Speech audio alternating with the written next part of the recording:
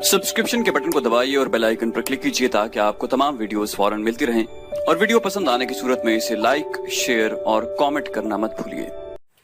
Hello students, today we are going to study chapter 1 of class 10th civics book NCERT। तो मेरे प्यारे बच्चों, आज हम लोग क्लास 10th की सिविक्स की बुक का फर्स्ट चैप्टर स्टडी करने वाले हैं जिसका नाम है पावर शेयरिंग। तो चलिए देखते हैं। इस टॉपिक में जो सबसे फर्स्ट टॉपिक है जो हमारा, वो एक स्टोरी दे रखी है बेल्जियम के बारे में और श्रीलंका के बारे में। तो सबसे पहले हम बेल्जियम के बारे में स्टडी करेंगे और उसके बाद श्रीलंका के बारे में भी स्टडी करेंगे।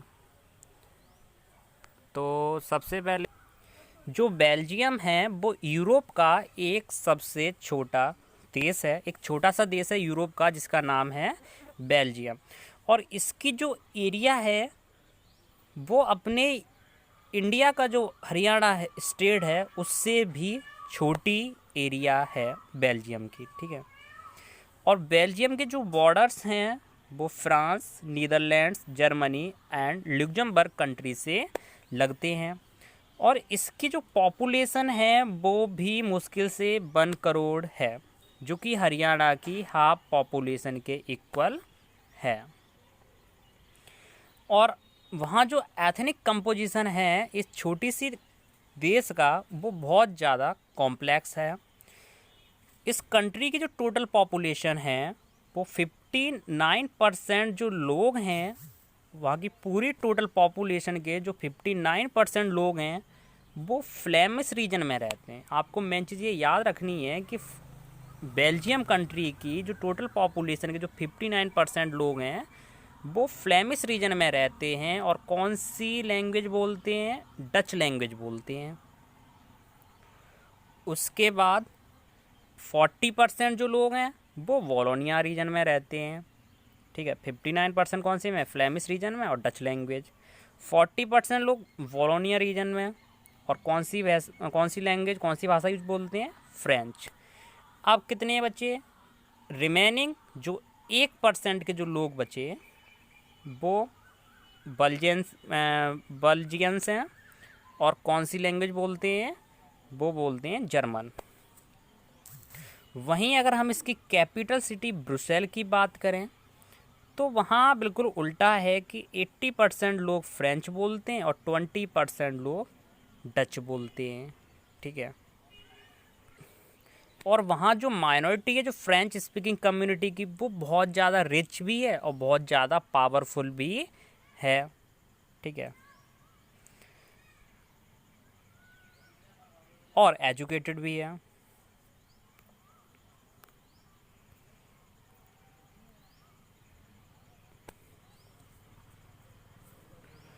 तो अब रही बात तो वहाँ जो फ्रेंच स्पीकिंग कम्युनिटी है वो थोड़ी सी पावरफुल भी है, रिच भी है। तो ज़्यादातर जो इकोनॉमिक डेवलपमेंट का जो प्रॉफिट होता है वो ज़्यादातर यही कम्युनिटी के लोग ले जाते हैं, जिसके कारण से वहाँ डच स्पीकिंग और फ्रेंच स्पीकिंग समुदाय के जो लोग हैं उनके बीच में इसी बात पर लड़ाई झगड़ा, वाद विवाद बना रहता है, ठीक है। तो इसी बात पे वहाँ वाद विवाद बना 1950 से लेके 1960 के बीच में। अब उनके बीच में जो वाद विवाद था इन दो समुदाय के बीच के लोगों में ब्रुसेल में, वो बहुत ज़्यादा एक्यूट था, क्योंकि ब्रुसेल की भी एक अपनी स्पेशल एक प्रॉब्लम थी। वहाँ क्या था कि जो डच स्पीकिंग जो पीपल थे वो मेजॉरिटी में थे, मतलब सबसे ज़्यादा उस देश में कौन से लोग थे? Dutch speaking. लेकिन जैसे कि आप मेरी बात को समझिएगा कि ब्रुसेल में क्या था कि जो डच स्पीकिंग करने वाले जो लोग थे वो बहुत ज़्यादा थे। वहीं इसकी कैपिटल सिटी की बात करें, कैपिटल सिटी में ये बहुत ज़्यादा कम थे अपनी राजधानी में, ठीक है। तो ये तो इसके कारण से उन दोनों के बीच में वाद विवाद बना रहता था। तो ये तो चीज़ थी कहाँ की? बेल्जियम की। अब इसी सिचुएशन को हम कंपैरिजन करेंगे किससे, श्रीलंका की सिचुएशन से। ठीक है, तो श्रीलंका क्या है, श्रीलंका एक आइलैंड नेशन है, सबको पता है, और ये तमिलनाडु के सदर्न कोस्ट से कुछ किलोमीटर की दूरी पर स्थित है। अब यहाँ की जो पॉपुलेशन है वो कितनी है, 2 करोड़ लोग रहते हैं, जो कि हरियाणा की पॉपुलेशन के लगभग सेम है। और इसी के साथ अगर हम दूसरे नेशंस की बात करना चाहें, जैसे कि साउथ एशिया रीजन है, श्रीलंका में भी काफ़ी डाइवर्स पॉपुलेशन, मतलब अलग अलग समुदाय के लोग वहाँ भी रहते हैं। वहाँ क्या है कि जो सोशल ग्रुप्स हैं, जैसे कि एक सिंहाला स्पीकर्स हैं, वो वहाँ 74% हैं, तमिल स्पीकर्स हैं 18% हैं। ठीक है, तो वहाँ ये 2 ग्रुप हैं, एक तो सिंहाला, एक तमिल स्पीकर्स ग्रुप्स। ठीक है, और अमंग इन्हीं तमिल ग्रुप्स के भी 2 सब ग्रुप्स हैं। ठीक है, जो कि तमिल नेटिव्स उस देश में रहते हैं। जो तमिल नेटिव्स हैं उन्हें हम श्रीलंकन तमिल्स कहते हैं, जो कि 13% हैं। और बाकी के जो बचे हुए जिनके फॉर फादर्स कहाँ से आए हुए थे, इंडिया से प्लांटेशन करने के लिए, जब इंडिया के ऊपर कॉलोनियल टाइम पीरियड था, मतलब जब इंडिया के ऊपर ब्रिटिशर्स का शासन था, तो भारत से कुछ लोग श्रीलंका गए थे प्लांटेशन करने के लिए। तो जो इंडिया से गए थे तमिल में, उन्हें हम इंडियन तमिल्स के नाम से जाने लगे। ठीक है, मतलब जो श्रीलंका में जो तमिल लोग 2 पार्ट में डिवाइड थे, एक तो श्रीलंकन तमिल्स थे और दूसरे थे इंडियन तमिल्स। मतलब श्रीलंका में रहने वाले लोगों के जिनके फॉर फादर्स इंडिया से गए थे, उन्हें हम इंडियन तमिल्स के नाम से जानते थे। ठीक है, तो इसके बाद हम लोग मैप में देखेंगे, लेकिन उससे पहले हम बात कर लें Sri Lankan Tamils are concentrated in the north and east of the country. और जो श्रीलंकन तमिल्स थे वो कहाँ रहते थे, नॉर्थ में और कंट्री के ईस्ट में। और ज़्यादातर जो अब सिंहाला स्पीकिंग के जो लोग थे वो ज़्यादातर बुद्धिस्ट थे। ठीक है, और जबकि तमिल लोग उसमें ज़्यादातर कैसे थे, हिंदूज थे और मुस्लिम थे। और उन्हीं में केवल 7% क्रिश्चियन लोग थे। क्रिश्चियन लोग ऐसे थे जो तमिल भी थे और सिंहाला भी थे। तो अब आप लोग इमेजिन करिए कि इस सिचुएशन में अब यहाँ क्या होगा, जब इतने डाइवर्स पॉपुलेशन के लोग, डाइवर्स कम्युनिटी के लोग जब यहाँ रह रहे हैं। बेल्जियम की हमने बात की थी कि बेल्जियम में क्या होता था कि जो डच कम्युनिटी के जो लोग हुआ करते थे वो सबसे ज़्यादा एडवांटेज उठाते थे वहाँ की न्यूमरिक मेजॉरिटी का।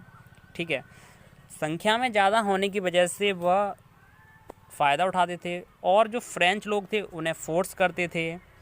ठीक है, और जो जर्मन स्पीकिंग पॉपुलेशन थी उन्हें भी ये लोग फोर्स करते थे। तो आज की जो वीडियो में हम लोगों ने बेल्जियम और श्रीलंका के बारे में जो जाना है, उसे जब तक आप लोग खुद रिवाइज नहीं करेंगे और खुद स्टडी नहीं करेंगे, तो आपको आगे के जो टॉपिक हैं वो समझ में बिल्कुल भी नहीं आएंगे। तो मैं चाहता हूं कि आज के जो ये बेल्जियम और श्रीलंका का जो कंसेप्ट है, इसके आप लोग नोट्स बना लें और इन्हें याद कर लें अच्छे से कि श्रीलंका में कितने % लोग किस रीजन में रहते थे, फ्लेमिश रीजन में या वॉलोनिया रीजन में, और कौन सी लैंग्वेज बोलने वाले थे। ऐसे ही ब्रुसेल में कितने % कितने लोग थे, जो मैंने अंडरलाइन किए थे वीडियो में।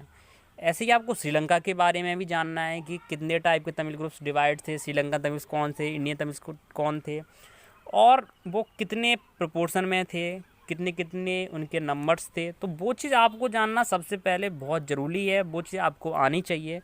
तो जब तक आप इन टॉपिक्स को क्लियर नहीं कर लेते हैं, तब तक मैं आगे का वीडियो क्लियर नहीं करूँगा। तो सबसे पहले आप इन टॉपिक्स को अच्छे से रिवाइज करिएगा, उसके बाद हम लोग अपने पार्ट 2 में रिमेनिंग चैप्टर को क्लियर करेंगे, उसे स्टडी करेंगे। तो आई होप आपको मेरी बात समझ में आ गई होगी। थैंक्स।